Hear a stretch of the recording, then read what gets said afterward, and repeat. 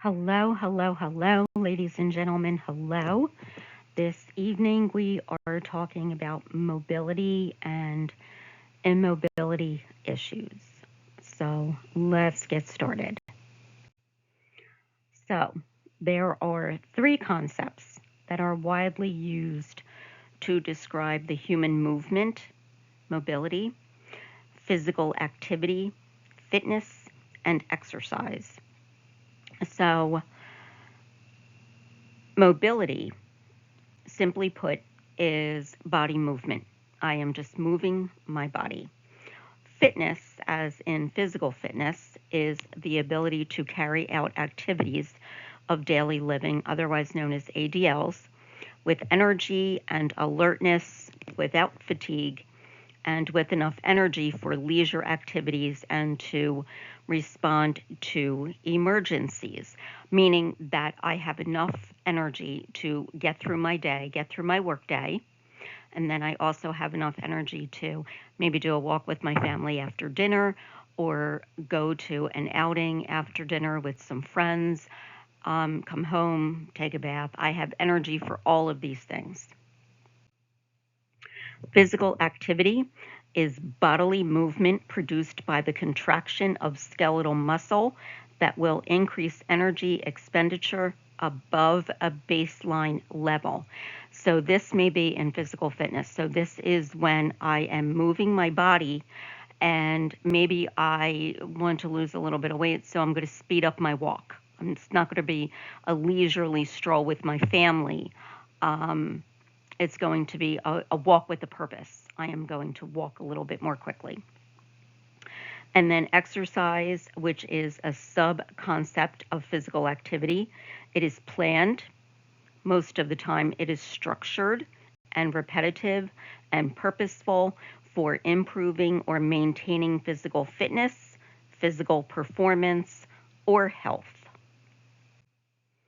So, body mechanics is a term that is used to describe the way we move our bodies, and it will include four components: body alignment, balance, coordination, and joint mobility. So, body alignment. Body alignment or posture is an important aspect of body mechanics. So, proper posture will place the spine in a neutral meaning resting position. Proper posture maintains the natural curve of the spine because it will allow movement to occur with less stress and fatigue. The bones are aligned, meaning they are in a restful position, and the muscles, joints, and ligaments can work at peak efficiency. So, good posture will contribute to the normal functioning of the nervous system and it will improve feelings of well being. Most posture problems result from a combination of the following: accidents, injuries, and falls, careless sitting, standing, or sleep habits, excessive weight, foot problems or improper shoes, a negative self image, or occupational stress. Poor sleep support, as in a uh, worn out mattress, poorly designed workspace, visual difficulties, weak muscles or muscle imbalance, and skeletal misalignment or malformation. For example, scoliosis. Scoliosis is an irregular curve, S or C shape. Kyphosis is the outward curvature, and lordosis is the inward curvature. So, balance. The body achieves balance when it is in alignment. For balance, the line of gravity must pass through the center of gravity, and the center of gravity must be close to the base of support. The line of gravity is an imaginary vertical line drawn from the top of the head through the center of gravity. So just imagine that you are standing and someone is drawing a vertical line from the top of your head and going through the center of your body all the way down from your head to your toes. The center of gravity is the point around which mass is distributed. So in the human body, the center of gravity is below the umbilicus at the top of the pelvis. The base of support is what holds the body up. And so therefore, the feet provide the base of support. So, ladies and gentlemen, please take note. The broader the base of support, the lower the center of gravity and the easier it is to maintain balance. So, meaning that if I'm going to lift or move a heavy object, I'm not going to want to use my back, right? Because that's going to hurt my back muscles. But if I put my legs in a stance and plant my feet, if I plant my feet a little wider and give myself a broader base of support, this will allow me to move my box or lift my box easily. Coordination. Smooth movement requires coordination between the nervous system and the musculoskeletal system. The cerebral cortex will initiate voluntary movement. The cerebellum will coordinate the movement.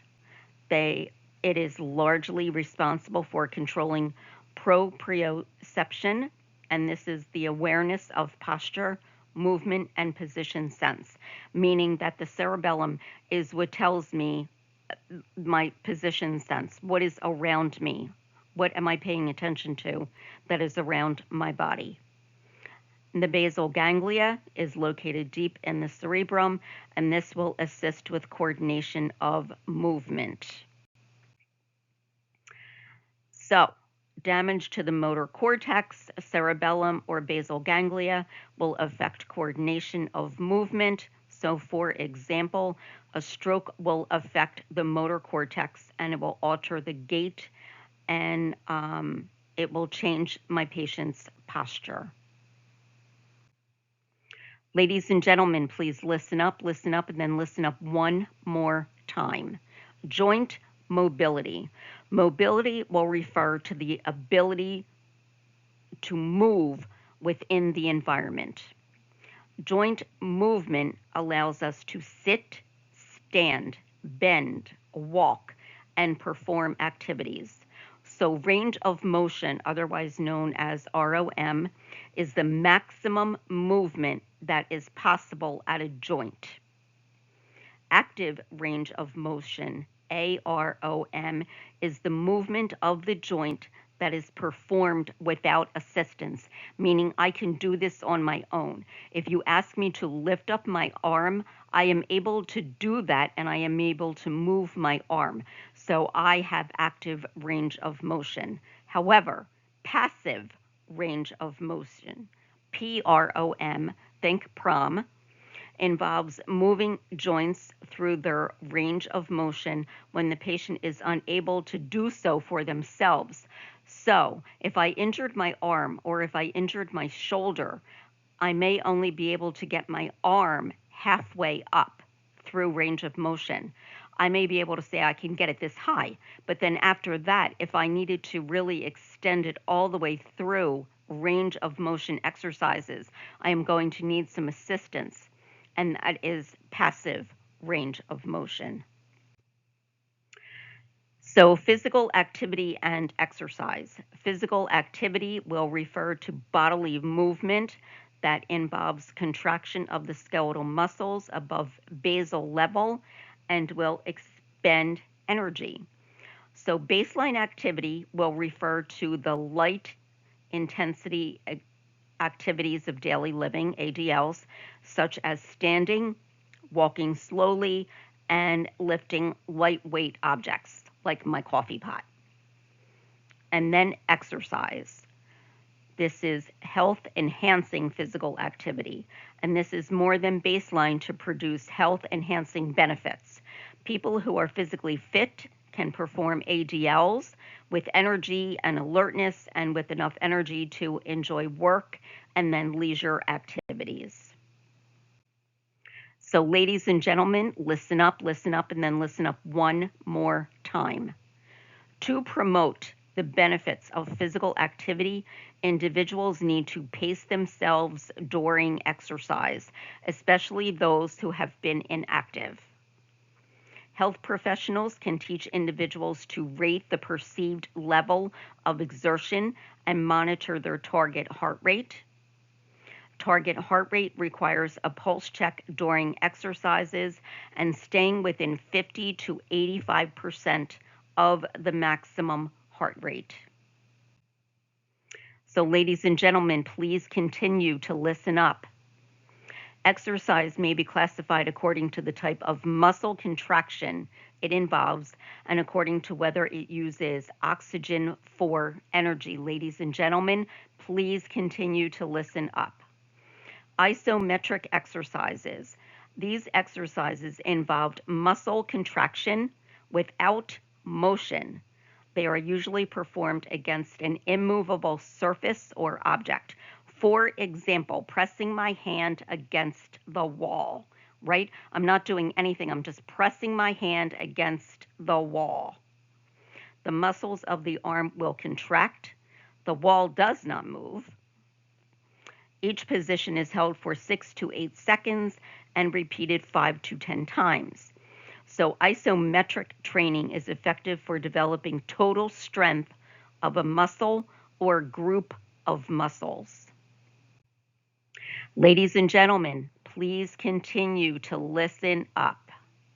Benefits and uses of isometric exercise will include the following.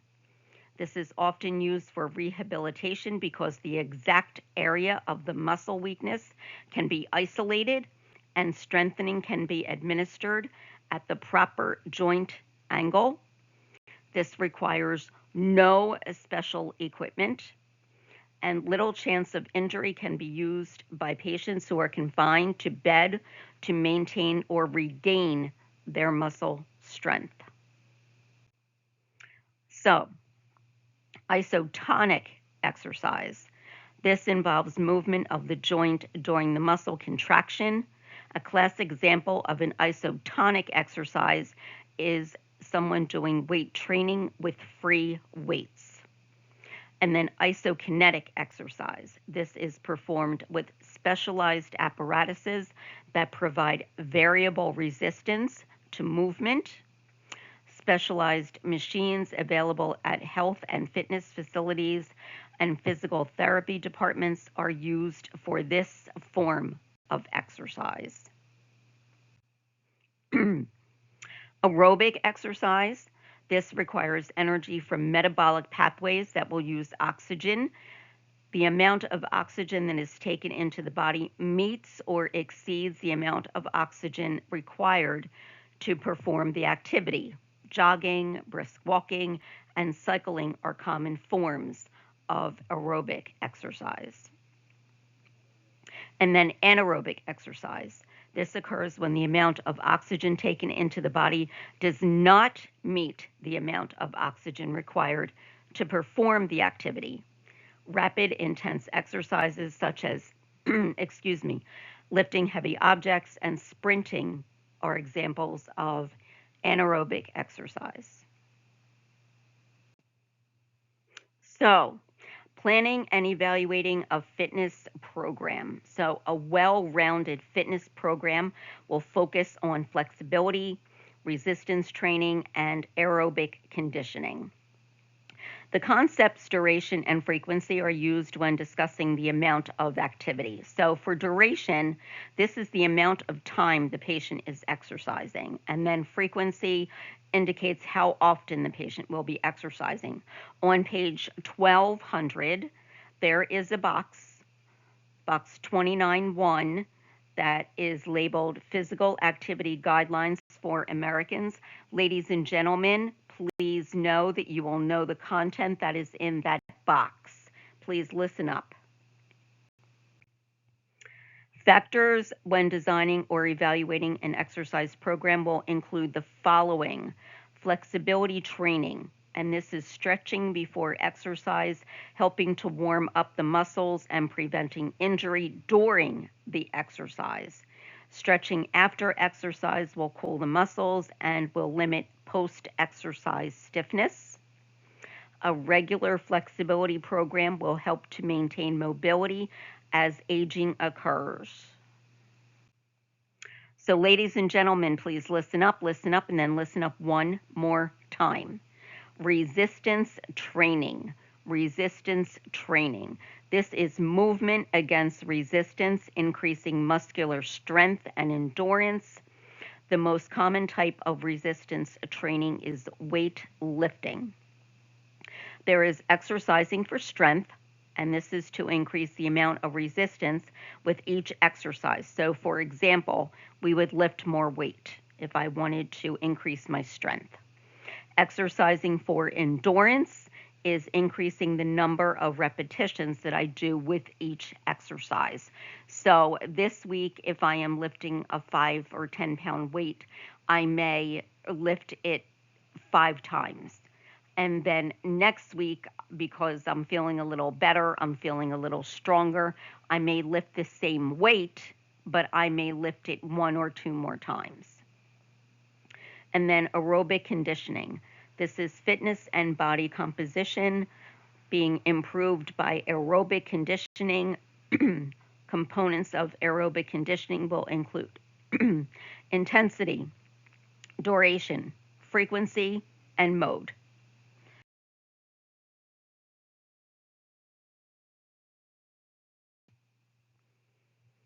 So, ladies and gentlemen, please listen up, and then listen up one more time. We are protecting the nurse's back. We are protecting your back. Ladies and gentlemen, you are the nurse. So make sure that you have adequate help. The amount of help you need will depend on the size and the shape of the patient, the level of assistance the patient can offer you, your size and strength, and the equipment or lines that are attached to the patient, right? So we have to look at the patient.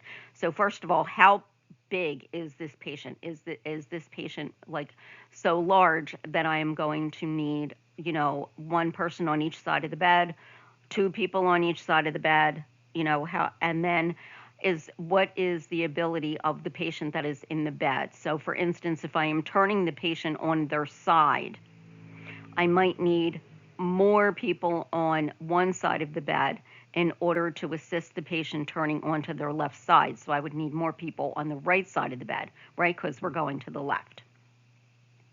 And then, do they have any equipment? Do they have IVs? Do they have a cardiac monitor? Do they have a Foley?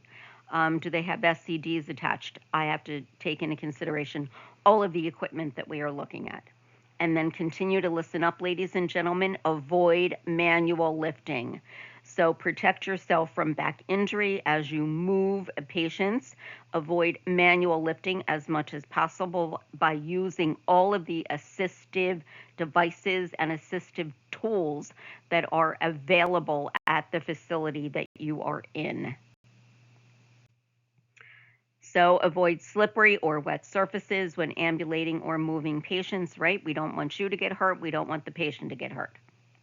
Remove physical obstructions when moving or transferring patients. So you always want the area that you are working in to be clear. So if I'm getting my patient from the bed to the chair, then the only things I need to be concerned about are how far is the bed from the chair, right? And then how much is it going to take to get the patient from the bed to the chair? Arrange a clutter-free environment. This will allow for free movement of equipment and personnel. Lock the wheels of the equipment before moving the patient. Avoid moving patients through too small a path. Make sure you have enough room to get to where you need to go. And then, ladies and gentlemen, you, as well as your patient, should be wearing supportive shoes with non-slip soles. So, ladies and gentlemen, please, thank you for your time and attention with this PowerPoint, with this class. As always, if you have any questions, comments, concerns, please feel free to reach out. I am happy to help.